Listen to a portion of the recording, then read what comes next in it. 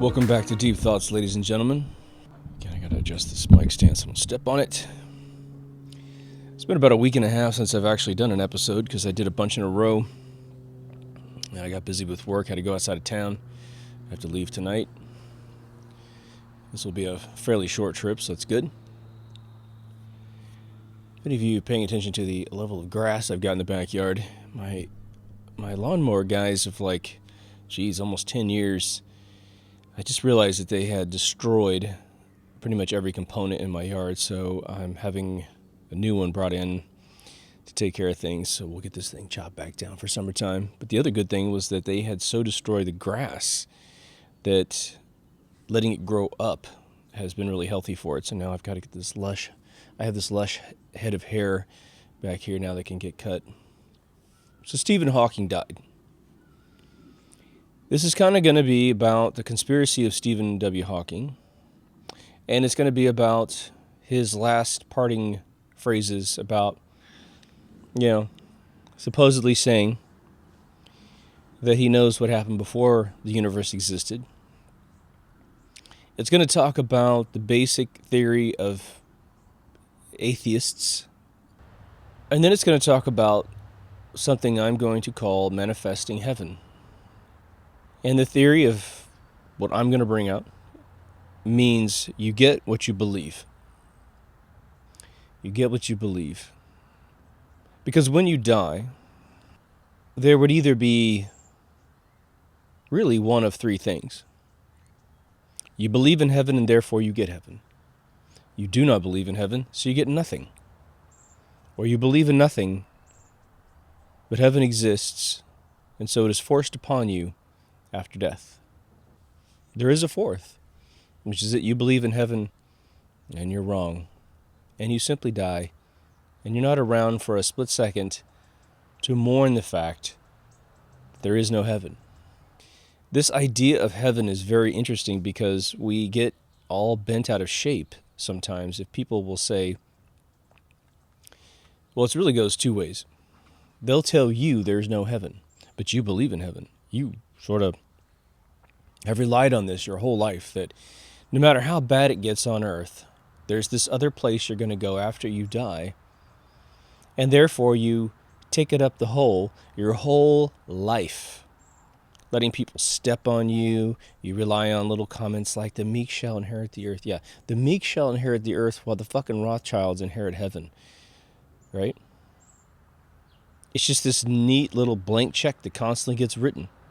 That if you take it here on earth, don't worry, it'll be great after this life. You'll become somebody in heaven. You'll be completely ignorant. You'll die with an 80 IQ, and suddenly you'll have an 80,000 IQ. You'll have an infinite IQ when you go to heaven, because everything is going to be answered up there. Now, for those of you who are new to the show and you're sensing my tone and you're like, oh my God, am I going to listen to some atheist asshole talk for an hour? No. If you watch all the episodes, you'll find out that my current belief system is more in tune with probably reincarnation for very specific reasons. I have a whole episode on it. There's another episode called Creating the Universe, which puts us in charge of creating the entire universe and all the life forms that you have experienced or haven't experienced. But I think I've seen a lot of laziness and complicity in this world and suffering because of this notion of heaven, this blank check that allows bad guys to do what they do.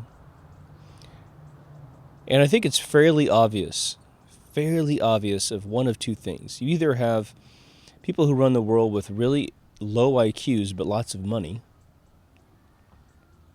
or you have people with extreme IQs with some money, or maybe a lot of money. Who knows? And why mention it like that? Because both parties somehow have low IQs, either one of two things. They either have low IQs and can't conceive of a heaven, therefore they do not believe it exists. And I don't really mean, pearly gates and you're sitting there eating, bonbons all day long. No. Just some stage after this life, a supreme being that holds together all the mathematics that is the universe that we experience every single second of the day, right? Or the super intelligent person that somehow has rationalized away the quote-unquote silliness of such a belief. And the reason why is that they cannot believe that there's any accountability for the shit that they do. Now, a lot of you study Satanism. They believe that there's a fallen angel named Satan, Lucifer, and somehow, being a subset of God, he is capable of protecting them and giving them riches in the afterlife. Now, when you study Satanism, Aleister Crowley kind of stuff, you will realize that there's an interesting simplicity to the worship of Satanism, in that they just simply believe that you should serve yourself constantly, that there is no team. I'm not even sure how much they worship, or how much they believe in, taking care of their spouses or their children. I don't know. They claim, over and over that they don't espouse pedophilia or anything like that. They say that their belief system is simply to say, and they have this completely incorrect. I heard this one example in an interview, that in the wild, when a beast, like a herd's going through some valley, and here comes the lion, here comes the cheetah, whatever, and they take down one at the end, that the other animals don't help, and so you shouldn't help either. We know that's wrong. Some animals don't have a lot of defense, and so their frequency, like elks fighting off, a lion attack or something, that doesn't happen very often. But water buffaloes and elephants and even lions, they work together to save their young, to save someone being eaten, right? When alligators hit these folks from the pits, right? I mean, all of us have the same path, right? We have the same, circuit that we grow up into, right? It doesn't matter if you are rich as hell or broke as a joke, doesn't matter. We wake up and there's immediately something that happens to us. We're either indoctrinated into heaven, it could be any religion, or we are raised outside of any religion, or your religion doesn't believe in heaven. Whatever that definition is, 40 virgins or Jesus Christ, doesn't matter. At some point, most of us get to a point where we start questioning it ourselves. Whether or not we're questioning it out loud is a totally irrelevant thing. It helps if you question it out loud. It helps if you read. And the rich, I can almost assure you, and rich is sort of a stupid reference. I mean, the Obamas don't believe in anything after this life, for sure. I don't think the Bushes believe in anything after this life. And, one of them was raised a trillionaire family, and one was raised with nothing. But somehow they detached. Or, in some sort of fit of rage and not having what they wanted, and this happens a lot, they flip the bird to any supreme consciousness because they were born the way they were born. There's been a lot of backstory about Barack, feeling like he was always kept down because he was black. And his brothers, who are really dark, said, dude, you have no clue what it's like to be black. You're light-skinned, you get invited to parties we don't get invited to, relax, dude. But for whatever reason, he wanted something he didn't get. I mean, the guy got to Harvard, for Christ's sake. And so he became sort of a sociopath. We talk about this all the time on the show. There's plenty of people from all races and all sexes and sizes and shapes that become sociopaths. Maybe they're not pretty enough to, get the attention that they wanted. Maybe they're the wrong shade at the wrong decade or the wrong century to be accepted the way they wanted to be accepted. I got a jet and a helicopter crisscrossing in the sky. But we all know how it goes, right? Usually a person isn't accepted simply because they're an asshole. That's usually it. They're trying to scapegoat their sex or their race, you know? But let's get to Stephen W. Hawking, right? My journey with Stephen W. Hawking was extremely similar to everyone else's. He came out with his first book and A Brief History in Time, right? And these people are revered for usually two sides of the same coin. One is to have a super academic side of the coin, which is peer reviewed, and you are deemed super intelligent by everyone else who's deemed super intelligent in the world. Now, for the layman, they just simply have to trust that this process of vetting is valid, right? They have to trust that, hey man, I don't know anything about NASA. And I've sat in cars where people said, well, of course he knows what he's talking about. He worked at NASA. I swear to God, the guy could have picked up trash out of trash cans and the fucking guy's got a PhD or something, right? In these people's minds. Now, again, I'll recount. When I was taking college astronomy and our teacher had to leave for a couple weeks and he had his buddy from Ames come in and teach, I took notes for the first time. The guy was unreal brilliant. So they do employ some mega smart people, for sure. Sadly, they're compartmentalized out of reality, but whatever. But the other side of the coin is to be able to distill down to the people these super advanced technologies that are kept coveted in a vocabulary so that no one else can touch them. Because I'll tell you what, having been involved in a huge number of complex technologies in my lifetime, I've studied, tons of hardware, electronics, physical electronics. I've studied and I've worked in those industries either on the side or as a part of my other job, having worked in software forever. I've done music, I've done so many different things. The only place where things really get complicated is when you need to have creativity. That's where it gets complicated. When you want to write a screenplay. Writing a screenplay is so much more difficult than designing the most complex computer chip. Because once you go down to silicone, once you go down to a circuit, you are dealing with mathematics. It's really just a sheer game of brute force mathematics. When you have to dig up an idea, well, then you're kind of in God's realm. God takes care of, I guess, everything if he exists. But you can't just brute force creativity. So what happens with nerds is they do not want you to understand too much of what they do because you'll start finding out it's actually very simple.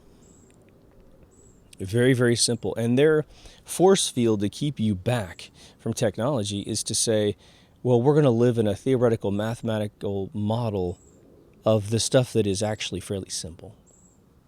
There are people all over the world that understand human psychology. They do. Better than the psychologists with a PhD or 4 or 5 PhDs. They can simply stare you in the face. These people at barbecue joints, these people at, your church or just that old uncle or aunt that sits around, that grandmother, grandfather, and they just look at you and they can just read your face and read your soul and listen to the tone of your voice and your panic or whatever, your calm.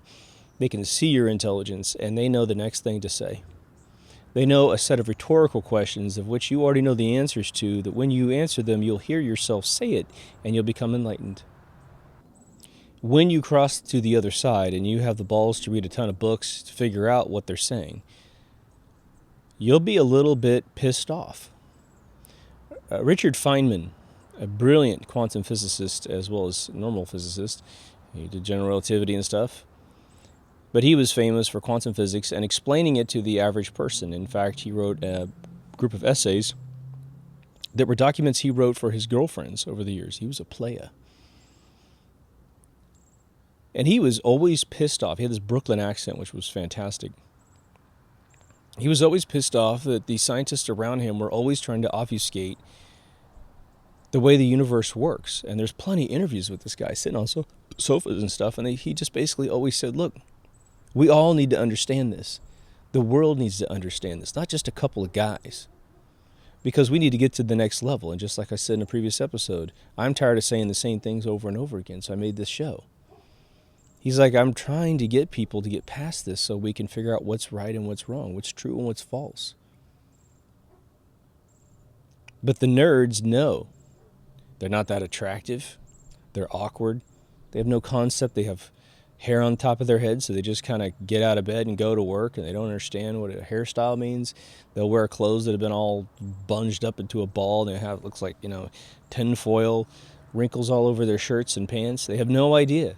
They're socially absolutely incompatible with anyone who isn't suffering the same blind spots that they're suffering. And so they collude.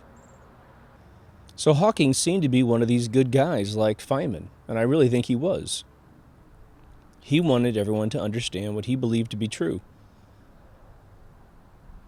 And what's really interesting to me about Hawking is that he believed in the Big Bang, which means that his ability to really think it through was very limited.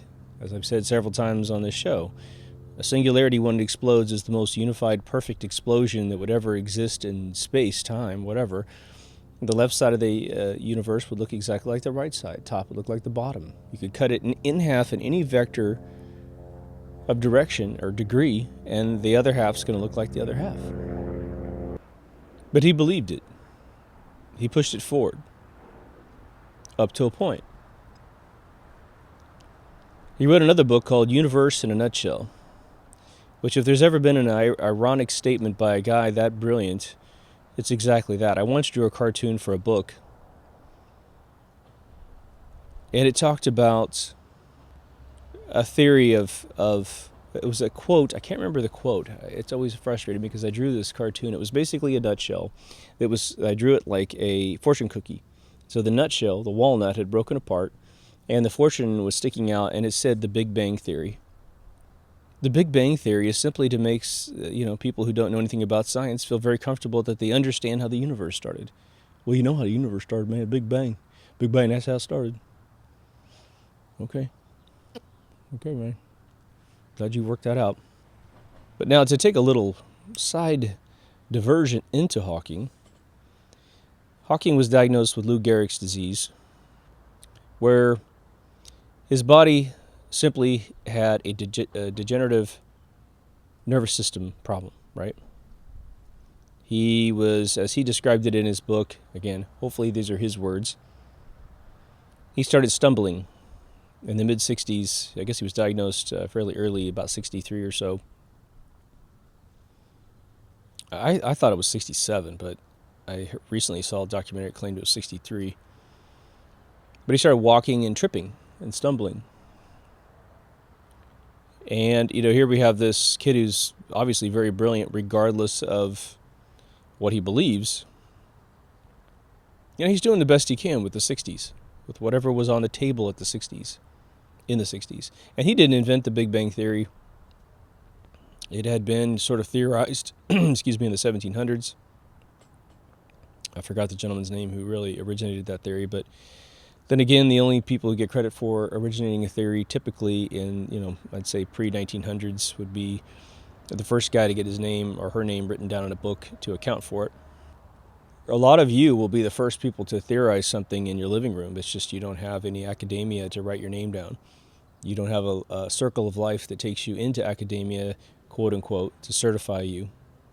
Now what you could do is post something on the internet. Hey guys, I have an idea.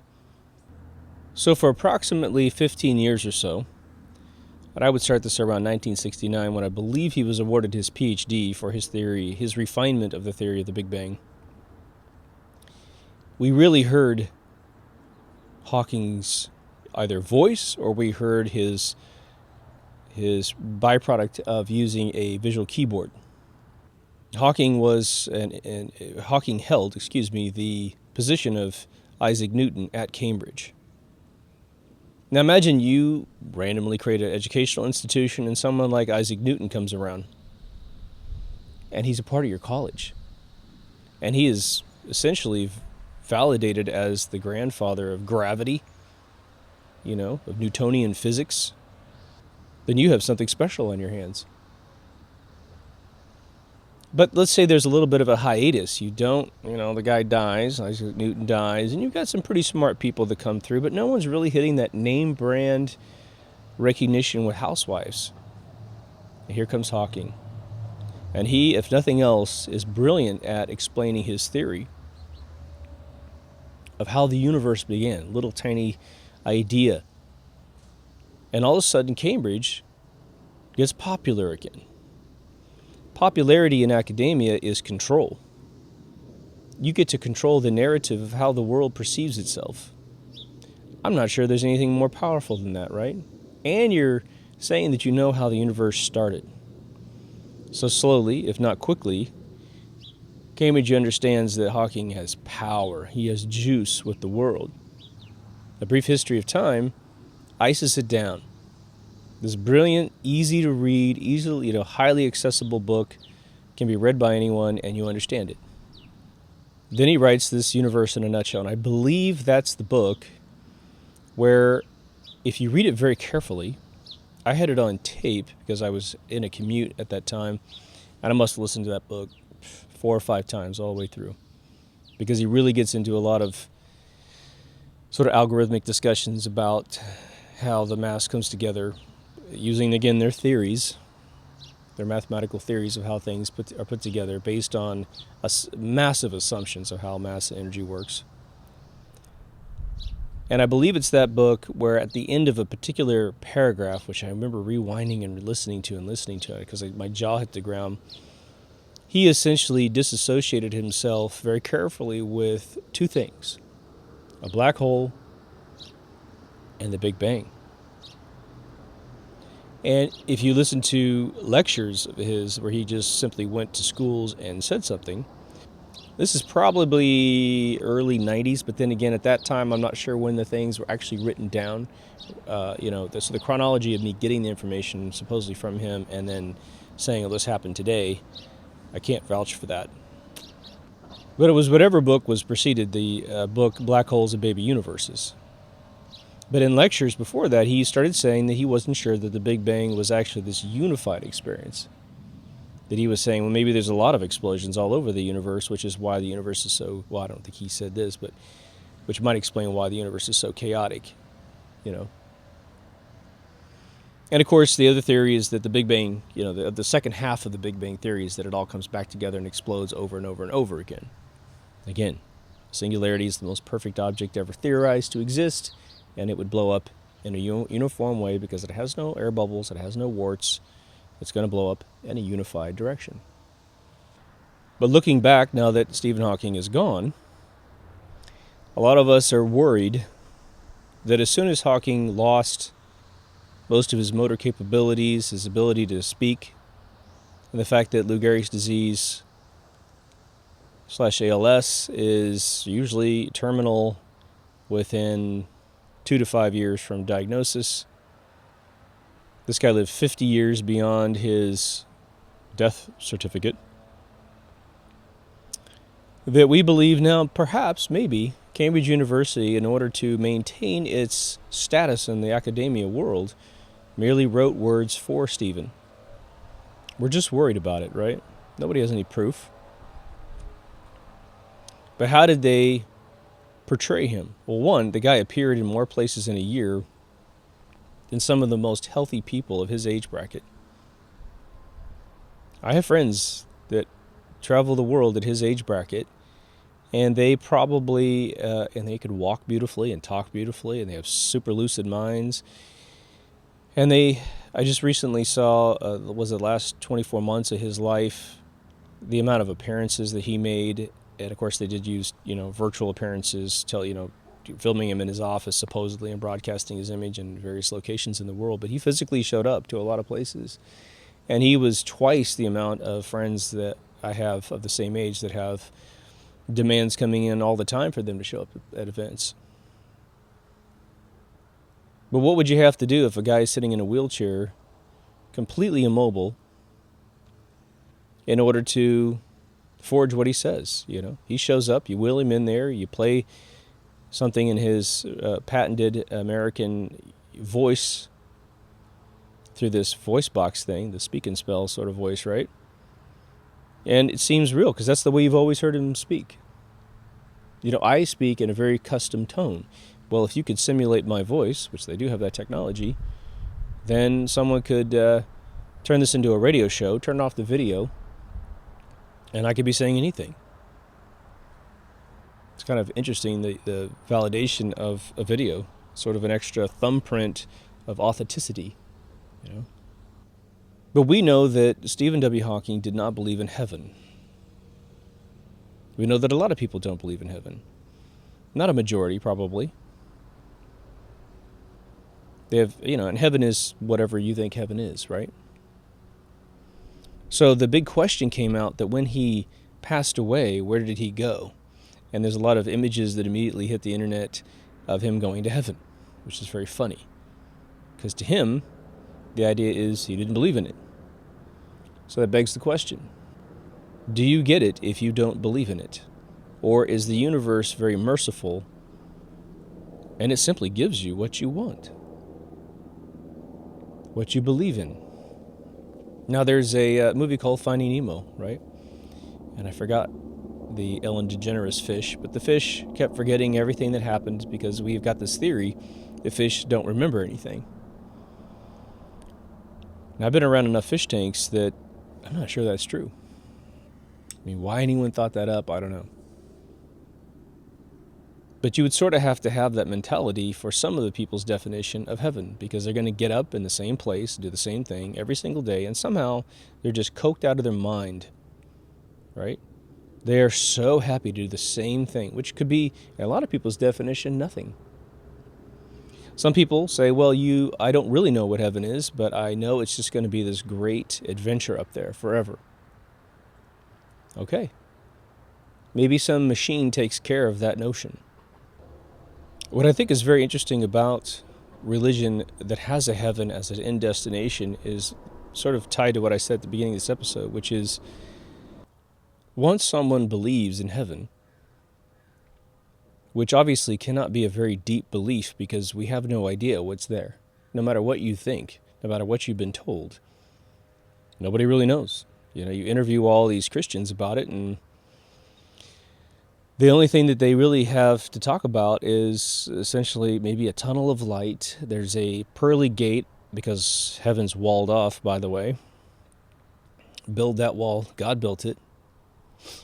You're going to be in this big line. People I have friends of mine that think it's so important that we understand that we're in line. We're in a line. It's like fucking Disneyland or something up there, right? Nope, you can't go. Wait. Peter's talking to the guy up front who had a lot of sins and a lot of weird shit that interpret, so you're just going to stand in line. Yeah, your feet are really going to hurt once you get up to the gate. So you're going to be a little impatient with Peter and say, God, I just need to sit down, dude. Unbelievably bizarre what people do with these theories. But now there's sort of this interesting positive spin to someone believing that heaven exists and they simply forget it. You know, it's up there. I'll get there when I get there. Because one of the biggest curses of our generation, of our world right now, is that we don't really focus on the now very much. But if you take the heaven thing and you write it off, you simply say, it'll be there when I need it. I don't know what's up there. We'll just see. Then maybe you have the faculties to focus on the now much more profoundly than you did before. Because what's left? What's left is the now. Pretty awesome. Healthy. That's kind of what we need for all of our personal lives. It'll improve your personal circle. It'll improve anyone that you interact with. You'll be a great example to humanity if you can get the now figured out. You no longer wait for something to become an opportunity. You go after it today. Any one of you in sales will know right away You can't sit around waiting to make a phone call. You got to make it today. You can't sit around waiting to get your pitch together because you got to get it together today. You really kind of need it yesterday so that today you can make the phone call. Any of you going after an entrepreneurial dream, what are you going to do, wait? If you're like, well, no, dude, I have to wait to have my nest egg so I can quit my job. All right, I don't disagree with that, but you're going to need to get your product in line today. Where are you going to get it manufactured? What are the anomalies with your product? Test it. Test it with people. Test it functionally. See if it should be blue or red or white. See what your competition's doing. Like, there's a million things you need to do today.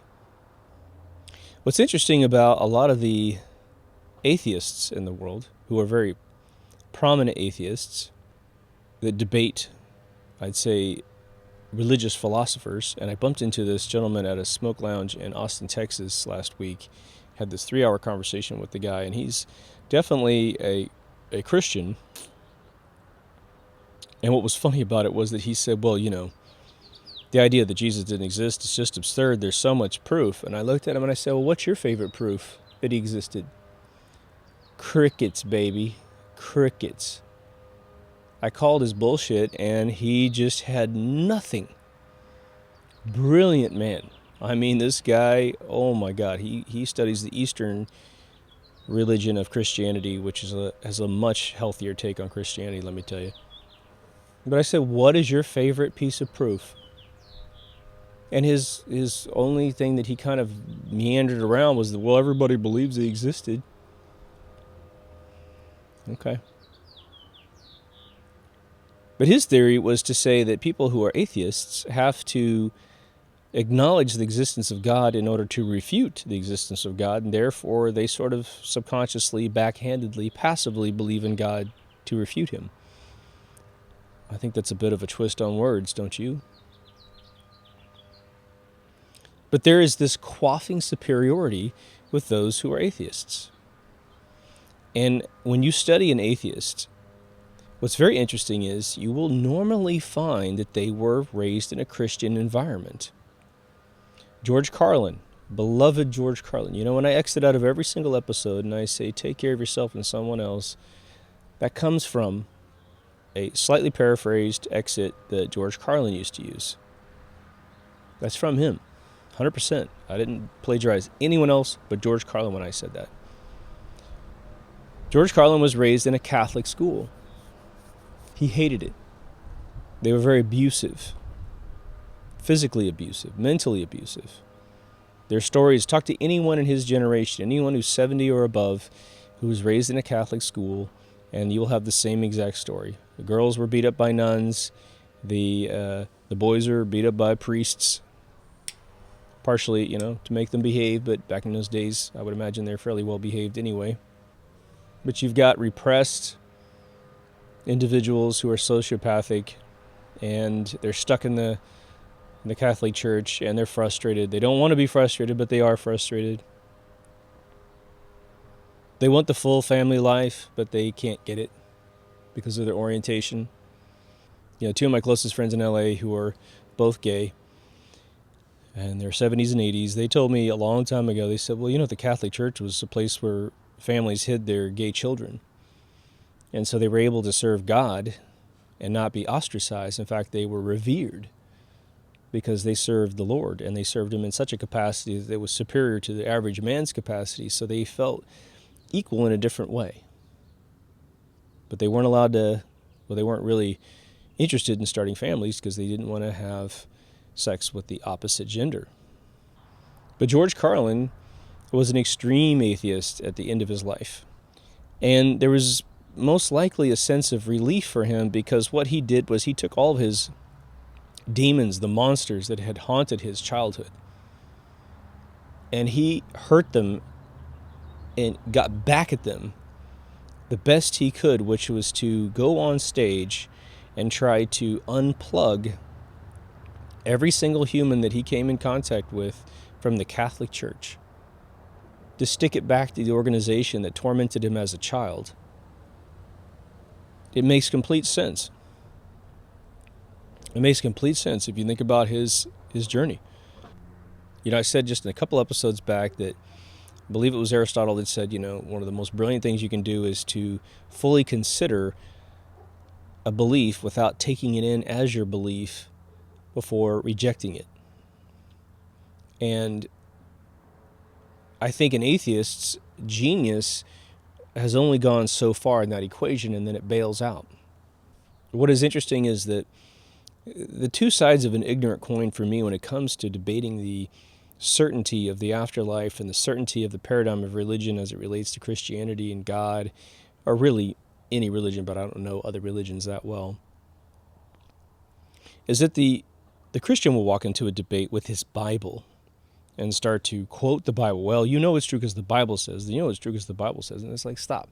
You're taking your fictional book and you're trying to manifest some truth out of it so that I will reject my empirical observational truths and go into your paradigm. You can't beat me with a book of paradigm, right? The atheists will most often do sort of the same thing, use the Bible as a rejection mechanism to say, well, that's absurd. What was written down was absurd. Noah couldn't have possibly put everything in an ark and sail around for 40 days and 40 nights. So therefore, I reject that book. Christ doing all these miracles. Obviously, that didn't happen, and so I don't believe. What I don't see very often, you see it every once in a while, but what I don't see very often, especially on the Christian side of things, is that anyone stops for 1 second and has the balls, to say, let's just take the slate and clean it. Let's clean it out. This is what we've done on this show dozens and dozens of times, right? Take all paradigms of belief and just flush them and build up from scratch. That's what Creating the Universe episode's all about, is building it up from scratch. You are the creator of the universe. Build it from scratch now. What would you do if you lived forever? And I think you'll find that you would build this reality. You just would. Okay? But they debate forever. And of course, the atheist side thinks that guy handed the religious side his ass, and the religious side thinks that guy destroyed the atheist. It's funny how that happens. Our guy won. No, our guy won. How can you possibly both think you won? It's not like a boxing match where it's a subjective observational sport where the judges think it's, well, that was a punch, that was a block, and, we're all seeing it from different perspectives of the ring, and so one person missed a punch and a jab, and so the score was very close. Either you made your point or you didn't make your point. But we come in with our huge bias filters, right? You're not looking for the Christian guy to ever make a point. You're looking for your atheist guy to make a point, and the religious side is the exact inverse, right? But what about this idea of manifesting heaven? What if the universe is absolutely merciful? What if it has no bias about how your life actually goes? It simply says, well, I have built the universe out of the law of attraction, so that to the degree that you can focus on what you want to have happen in this universe, the seconds that you pick will be as high as the quality of the thoughts that go through your mind. There's the saying that we always say, you are what you eat. And there's a literal translation to that statement, and then there's a metaphorical law of attraction version of that statement. I was reading a PC Gamer magazine on a flight just last week, and it was utterly shocking. The level of, well, I should put it this way. Game after game after game. The bigger the game, the review about the game and its content, they were trying to reassure the audience. It's so profound. I thought about just doing a little episode where I read the magazine to you, but I need to read the thing cover to cover to highlight everything I'm thinking about. Maybe I'll do that on the flight today.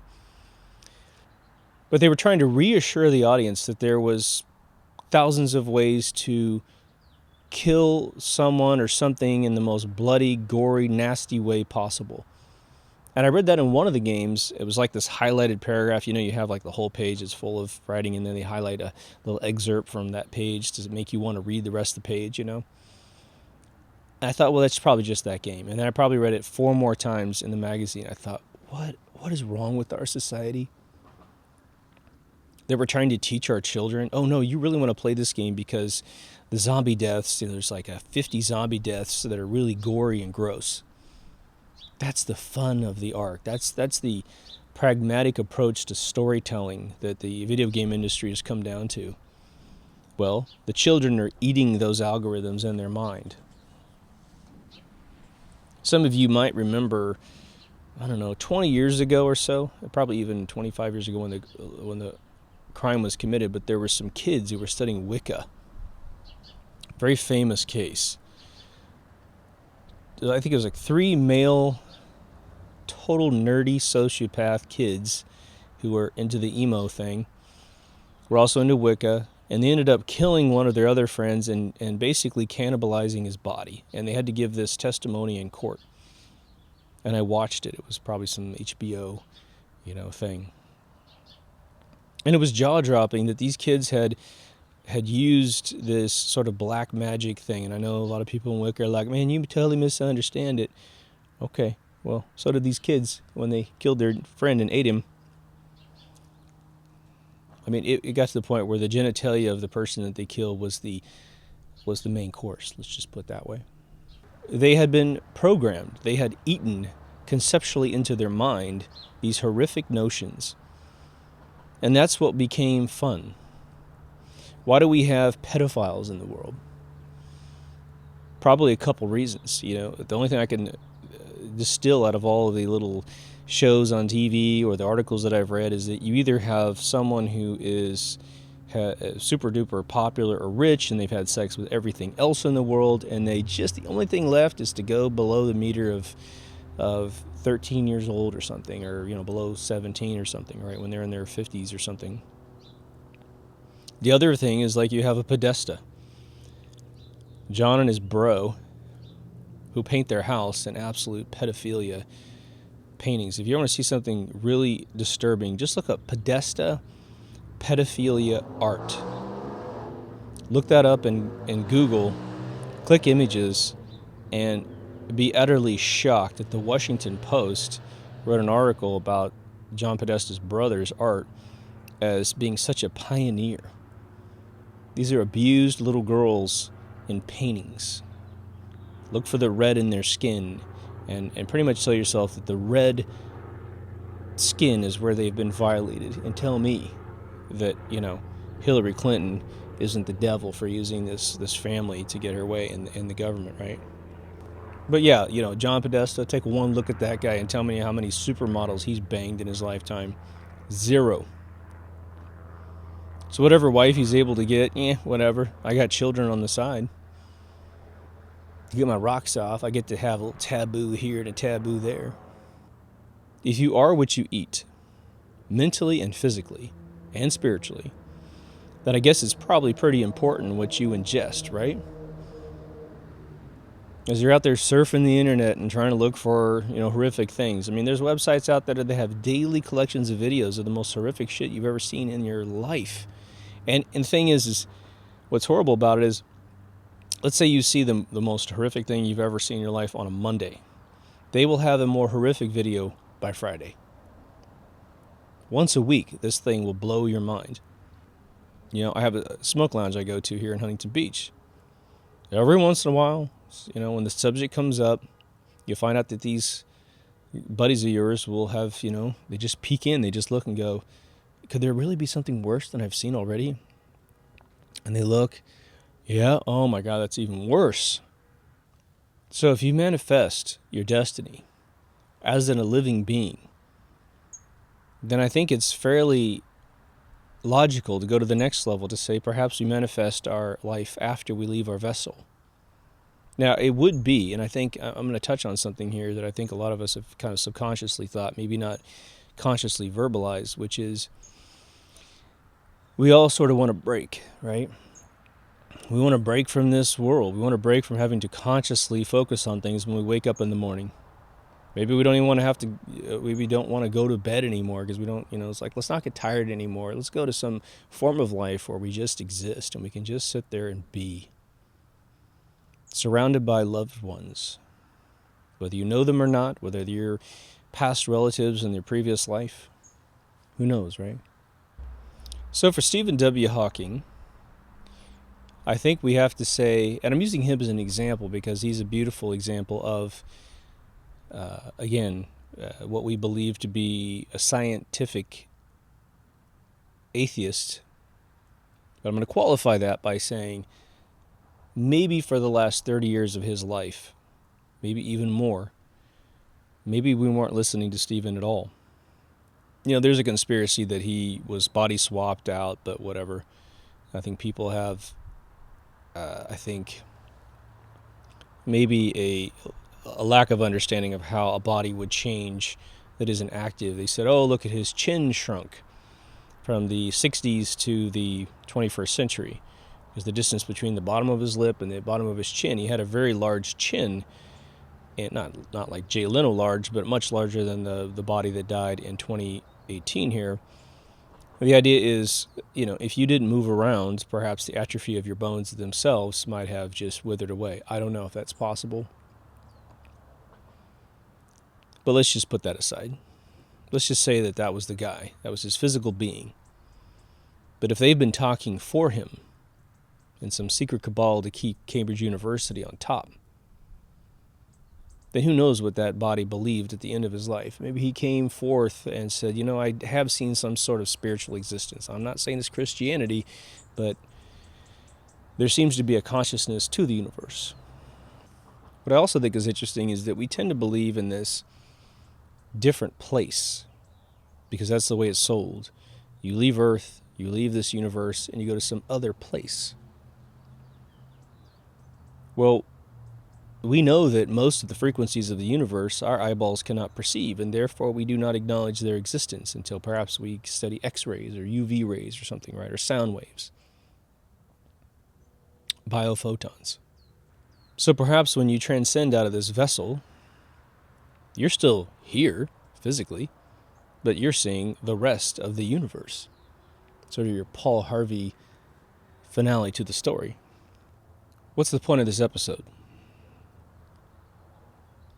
The end goal of this episode is to focus our camera a little bit better, based on your proprietary beliefs.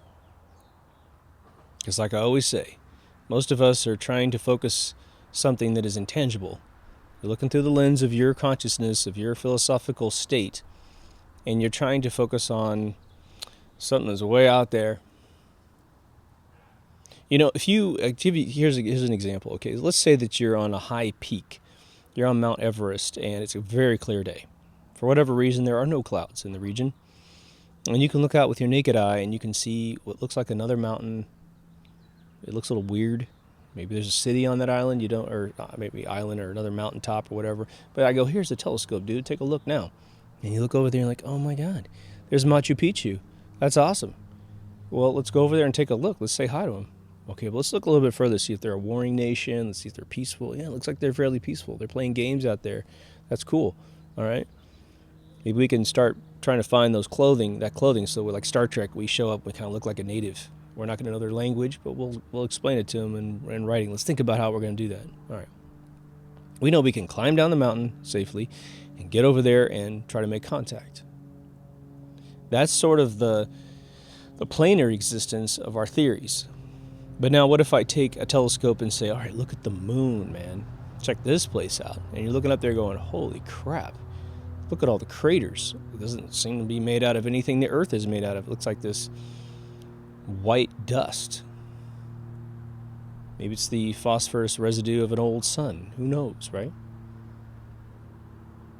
But you look out there and you're like, okay, now, at the end of this observation, there's nothing we can do about it because it's way up there in space. We don't have any technology to get out there. We don't even know what space is made out of. We don't know if there's a Van Allen belt. There's no way to get up there to take a look. But we can see it, can't we? We can develop belief systems about what it's made out of. It's made out of cheese. It's made out of something else. Where the hell they ever got cheese? I don't know. I guess it's brie? I don't know. We're trying to focus on the intangible. And the only way we're going to do that is to compare notes and to have the willingness to remove our biases for the previous beliefs we were raised with. The type of Christian I have the most respect for is the Christian that can tell me that for at least 10 years of their life, they had absolutely no belief in Christ. Maybe even further, I haven't had this experience myself, but maybe even if they said I didn't even believe in God for 10 years. But I came back to some belief system. whatever that may be. There's so much peer pressure with religion, whether it be you're an atheist or whether you be a Christian or whatever else you are. Huge peer pressure. Try going to the Middle East and saying you don't believe in Allah. Try that one out. I'm sure there are places where they will respect that. They'll probably feel sorry for you, just like they do here in the United States when you don't believe in Christianity, you don't believe Jesus existed. The gentleman I met last week was very interesting. I don't know what his IQ was, but it was high. Regardless if I think whatever he believed was true or false, it doesn't matter. He had and has an extremely high IQ. His ability to discern philosophical theory was beyond any person I've ever met. And let me tell you, man, that's quite an accomplishment. But he was probably in his 60s. And there's something very interesting when someone goes their entire life without really distilling what they believe and really analyzing what they believe and coming to a strong foundation of why they believe what they believe. They tend to live in this fear pocket of, oh crap, I haven't really contemplated what happens after death. Maybe I should put some time into that. And then they realize, well, their brain may or may not work very well because if they haven't really thought real well up to that point, maybe they don't think very well. So they're trying to discern the abstract, and they're like, oh, Christ, I can't even hold this kind of thought in my mind. So let's just go to the easiest formula of belief system, which is to usurp whatever's closest, which if you live in America would be Christianity. So what I find is that people closer to their deathbed, and I dearly hope that people live as long as they possibly can, healthy, that they are simply in a defense loop to say, well, I need to believe in something. I mean, I don't want to die and be Stephen W. Hawking and have nothing at the end simply because I couldn't come up with a decent understanding within my own mind, within my own paradigms, right? And if you meet someone like me who's going to ask you some pretty basic questions, which is, you believe in Christ, okay, what's your proof? You may get pissed at me and say, well, it's all about faith, dude. Okay. Let's rewind the Bible, shall we? I hit this guy with this theory, and he almost acted like I didn't say what I said. Like it just never occurred in the room. And I said, okay, faith. Faith is what I'm supposed to have to believe in the Christian version of God. All right. How much faith did Noah have to have? None. How much faith did Moses have to have? None. How much faith did all the apostles have to have? None. Why? Because they met God. Either God as the omnipotent voice out of the sky, or they met God in the form of Christ's body. How much faith did Adam and Eve have to have? Nothing. They were in a garden with God. So spare me this notion that I have to have all this faith to believe in your religion when all the founders of the religion had to have jack shit for faith. They didn't have to have anything, right? I have an episode I'm editing right now, which is the legislative beliefs. I don't know if I said this in this episode, so I apologize if these go back to back and I make the same point twice. Sometimes that happens. You guys need to know I'll do like 5 episodes in a week or something like that, but it takes me a couple weeks to edit them into, your access. And so sometimes it seems like I'm repeating myself back to back, but these are like episodes that are 2 or 3 weeks apart from each other. But one of the points that occurred to me was that I've said several times for the last 2 years that I think the story of Christ has immense value. It is man's finest hour. And I do believe that as we are plugged into the universe, what we choose to say can be divinely inspired by the truth of the universe, right? We listen to our hearts, we listen to our guts, we listen to our spirits, and we feel that truth algorithm that says this is how to behave, this is how to be nice to each other. And I think that the New Testament especially has beautiful metaphorical stories about how to behave. Christ, even as a character, a fictional character, talked in parables and metaphor. He brought up old stories that are as old as the Egyptians, okay? The prodigal son is in a hieroglyph, as I always say. And once you see that, you realize these stories have been around for, if you take the bullshit history of Egypt, they were around for, 4,000 or 5,000 years before Christ ever repeated them in his era. Let's just say you want to believe he was real. All right. So the dude spoke in completely fictional stories to teach everyone around him how to behave by giving them examples of people who behaved well and people who behaved badly. But the irony of the whole thing is that let's put it this way, if you believe that Christ existed, what you've been taught is that the man who taught you how to behave spoke in completely fictional parables, but he himself could not be a fictional parable of his own. So his words of fictional parables have ultimate value, and they're the way you're supposed to live your life. But he himself couldn't be the exact same thing and still maintain perfect value for us in the modern age. I think that's fascinating. It's almost as if it's been hidden in plain sight. The truth is the truth, right? Whether or not you want to believe it or not, it is. The virgin birth, death and resurrection story is as old as the caveman's realization of how the sun works. All right, maybe the reason why the story is told over and over is because it is a archetype of truth. You can call it Bugs Bunny and Daffy Duck and tell the whole story over again, and it still has the same powerful message as long as you don't injure the archetype itself, right? This is not an episode to warn you that if you don't believe in heaven, you're not going to get it. Nah.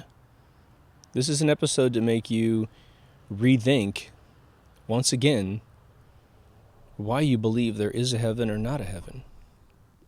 To contemplate for a second, maybe the universe does give you exactly what you want. Steve Jobs. You don't hear a lot of talk about Steve talking about heaven or hell or Christianity or atheism. He just sort of stayed out of it. But there have been enough little tiny sprinkles of conversations that people have recalled with him that essentially indicate, okay, this is by no means a truthful, I knew him and I talked to him about this kind of stuff story. But it seems that the overall gestalt of his existence was that he did have a point where he didn't believe in a God. He didn't believe in an afterlife. But towards the end of his life, he did. And he talked to his family about this. I think it's in his biography. And then when he died, his last words were, "Oh God, oh God." I think that's what he said. Or, "Oh wow." Sorry, it was, "Oh wow." Right? And what's interesting about that for me is that if you think about it, being a Christian is a full-time job of assuring yourself that the stories you were raised with are true. Well, an atheist has to do the same exact thing. Whether they be raised in religion or raised without religion, they have to hang on to this sort of anti-religion philosophy. They have to consciously hang on to it. Well, what if you got older and sick, which is why you're dying, and you can no longer hang on to the defense mechanism you've been hanging on to your whole life? And so as you let go inside your mind, the beauty and simplicity and everlasting quality of energy, which is the universe, which is us, because we're not made of something different, starts to metabolize in your system. You start to see things you have been refusing to see. And it's not maybe defined. Maybe you don't see God standing there in a robe going, "Hey, come on up," But you start feeling the overall sense of truth, which is, oh my God, you're right. We can't hide energy in the universe. It can merely transform. Because man barely philosophizes about a soul. Even those who say we have a soul, when you go, "What is it?" "I don't know, but it's great." We don't remotely talk about what it could possibly be. How do we arrange energy in a way that we have a distinction? And we say energy because we have no other word for it. Maybe it's life force, like I've said in previous episodes. We do have a consciousness. As I've said in several recent episodes, I believe there's a carrier wave of consciousness that we're tapped into if you merely acknowledge it and allow it to exist. Become a writer of fictional material, and man, you will plug into this life force that is out there. When you develop what you believe to be a fictional character in your book, and it starts writing the story for you, and it starts disagreeing with what you want to do in your story, and when you get done acknowledging and releasing your grasp on them, and you let them live inside your mind, as you know, they're external, of course, they write a better story than you would have ever written, and they make better points than you would ever make. It's huge. It's absolutely huge. You know, I referenced writing screenplays several times on the show, and I try to keep a lot of them sort of, I guess you could say, secret, because the life of the project isn't over yet. And but I want to share with you one last thing where I had this experience very profoundly. And you know, for a number of reasons, and the people that I meet and my mentors, I am very close to the Tron franchise. Okay. So, for those of you who follow that franchise, you know, they made the original movie in '82, they made the sequel in, I think, 2010, and then they were trying to keep the 2010 franchise and make a third sequel to it, and it's since been canceled. Let's just say I had the ability to read the script that was canceled for 3. And it was very frustrating, because I read the script and I was like, Jesus, it's another copy of 2, just change the names, add a little bit of DNA to it. I thought it was overall really boring, and it was very logical why they got rid of it. So, being very close to those who were part of that franchise, I wrote my own. And it was very well received. I passed it around to people who worked on the first one, and they called me in the middle of the script and was like, this is awesome, this is really great, I'll call you when I get it finished, I'm 2/3 through it, let's talk. And when they called me back, it was just more accolades. They loved it. I'd fixed all the problems of 2, and I'd created a really cool version of 3. But they canceled the project for a number of reasons that had nothing to do with the script. But there was this character I had created in 3. And he became one of my most endearing characters. He was sort of he was a program inside the world of Tron, and he was sort of this beloved geek that was sort of the tech guy as part of this kind of team that was inside there helping Sam do what he needed to do inside the computer. And it takes a long time to put this stuff together and make it all link perfectly, while maintaining the arc of emotion and taking care of all the fucking problems that 2 manifested. But the character at one point said, it was almost as if the character held back this ultimate truth of himself up until literally the last minute, when it was like, you have to choose where all these characters go. What's the end state of all the characters? Do they survive? Do they become heroes? Do they just blend into the fabric of the universe and, become sort of benign characters? But this character that I loved dearly, he just came out perfectly, came to me one night and said, I have to die, right? And it was a shocker. I sat there going, what? What do you mean you have to die? You're like one of the best characters. You're the one character that everybody wants to survive. There was actually 2 of them that had to die as sort of as a chain reaction to the first one dying. But the geek character came up to me, and I called him Hack, was his name, knowing that we change all the characters' names, but I don't really get into what characters' titles are, because I figure the studio will pick a better name if they don't like the one I'm coming up with. But I argued with this character for probably a week, if not 2 weeks. And I just kept asking, why do you have to die? Why do you have to die? And he just kept coming back saying, because it's my destiny. My character would not want tyranny to take over the program world, and so he's willing to do anything to make it happen. But he goes, I'm going to die in the line of duty. But what ends up happening with this character is that he gets killed trying to do his job. He didn't see what was coming. Someone killed him sort of in a chicken shit way.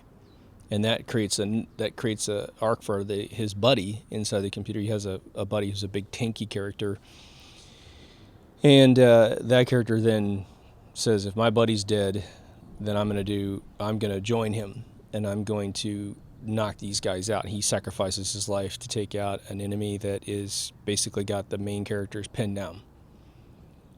And it was sort of heartbreaking to kill this guy off in the script, and then even worse, to kill his buddy.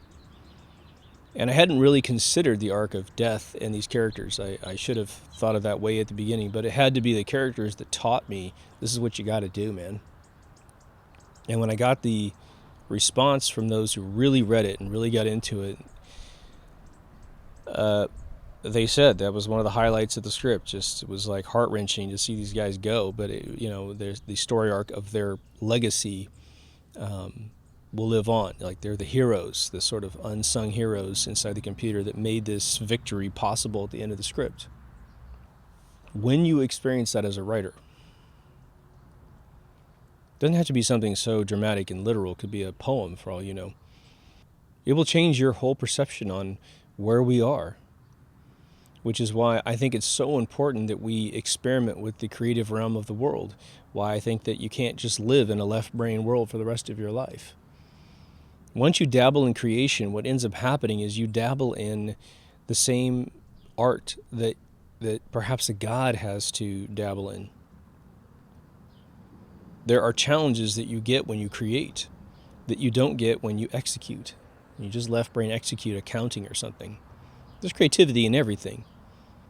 But when you don't have a mathematical book to open up to say, how do I solve this tax problem? How do I solve this accounting problem? Because there are written rules on how this happens. There's only one way to do this right. Or 4 ways to do this right, but there's mathematical precedence over you. When you have to pull it out of the universe, it'll change your mind about how this works. You're creating. Well, what is heaven but a creation in your mind, right? It's a creation of someone, if it exists. Essentially what I'm saying is, go down that path before you make a bunch of certain decisions about what's what. I think you feel me. If you haven't gone to deepthoughtsradio.com, please go. There's audio and visual. So there's audio for your podcast. There's a locked Facebook group link. And for those of you who support me on Patreon, thank you very much. Our numbers are growing, so that's good. Sorry for the huge delay in outputting episodes. I'm not even going to get one out until probably this coming weekend. I'm going to put something on Facebook so you guys know why I'm taking so damn long. It's funny, when I don't make episodes, my numbers seem to grow. And when I put one out, I risk offending someone, and so they drop off, and they come in, they drop off, and all that kind of stuff. We did reach 2,000, so that's pretty cool. So like and subscribe if you dig it. Comment, please. Because again, your comments, I sound like a broken record, but I think if I had to prove it in a court of law that your comments are just as insightful, if not way beyond any point I make in these episodes, I would walk out of the court a vindicated man. So anyway, take care of yourself and someone else, and I'll see you in the next Deep Thoughts. Over now.